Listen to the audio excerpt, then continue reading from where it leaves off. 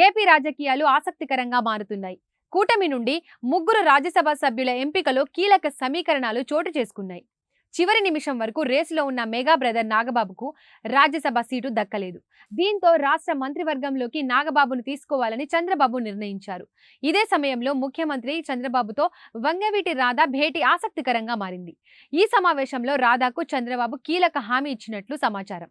ఏపీలో కూటమి ప్రభుత్వం అధికారంలోకి వచ్చి 6 నెలలు పూర్తవుతోంది. ఎన్నికల సమయంలో సీట్లు త్యాగం చేసిన వారికి 3 పార్టీల్లోని ముఖ్యులకు పదవులపైన హామీలు ఇచ్చారు. ఇప్పటికీ 2 జాబితాలను ప్రకటించారు. 3వ లిస్టు పైన కసరత్తు జరుగుతోంది.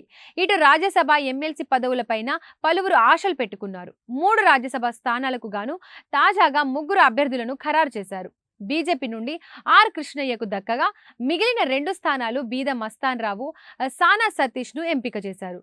అదేవిధంగా ఎమ్మెల్సీ సీట్లపైన కసరత్తు జరుగుతోంది. ఇప్పటికే 4 వైసీపీ ఎమ్మెల్సీలు తమ పదవులకు రాజీనామా చేయగా వారి రాజీనామాలపై మండలి చైర్మన్ నిర్ణయం తీసుకోవాల్సి ఉంది. ఆమోదం పొందితే కొత్తగా ఇవ్వాల్సిన లిస్టుపై చంద్రబాబు, పవన్ కసరత్తు మొదలు పెట్టనున్నారు. ఇదే సమయంలో నాగబాబును మంత్రిగా తీసుకోవాలనే నిర్ణయంతో వాతావరణం ఒక్కసారిగా మారిపోయింది. వంగవీటి రాధా దాదాపు 20 నిమిషాల పాటు సీఎం చంద్రబాబుతో భేటీ కావడం చర్చనీయాంశంగా మారింది. అసలు సడన్ గా సీఎంతో రాధా ఎందుకు భేటీ అయ్యారు? వారిద్దరి మధ్య ఏం చర్చ జరిగిందనే అంశాలు రాజకీయ వర్గాల్లో హాట్ టాపిక్ గా మారాయి. అయితే వంగవీటి రాధాకు 2019 ఎన్నికల ముందే టీడీపీ నుండి ఎమ్మెల్సీ సీటుపై హామీ ఉంది. నేడు వైసీపీ నుండి టీడీపీలో చేరే సమయంలో ఎమ్మెల్సీ ఇస్తానని ఆఫర్ ఇచ్చారు. దీంతో టీడీపీలో చేరిన రాధా ఆ ఎన్నికల్లో పార్టీ కోసం ప్రచారం చేశారు. పార్టీ అధికారంలోకి రాకపోవడంతో హామీ అమలు కాలేదు. అలాగే 2024 ఎన్నికల్లో కూటమికి మద్దతుగా రాధా ప్రచారంలో పాల్గొన్నారు.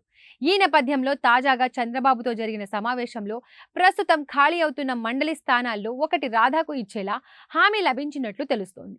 దీంతో త్వరలో భర్తీ అయ్యే సీట్లలో రాధాకు ఛాన్స్ ఖాయంగా కనిపిస్తోంది. ఎమ్మెల్సీ పదవులు త్వరలో కొన్ని ఖాళీ కానున్నాయి.